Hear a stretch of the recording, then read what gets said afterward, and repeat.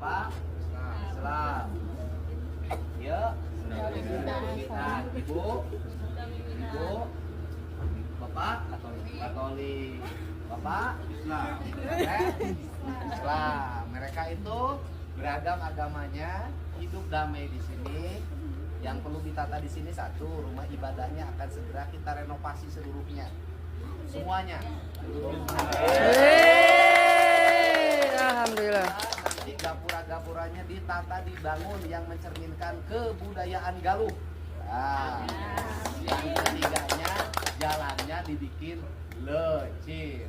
Yang keempatnya saya harapkan ke depan masyarakatnya karena sudah ditata harus bajunya mencerminkan baju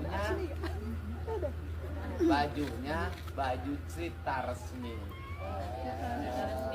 Sudah tuh beres. Sanggup Bapak Kades? Sanggup. Itu mana lagi? Hatur nuhun di maksana milarian pijodoan. Tadi mah bade milarian pi biasa.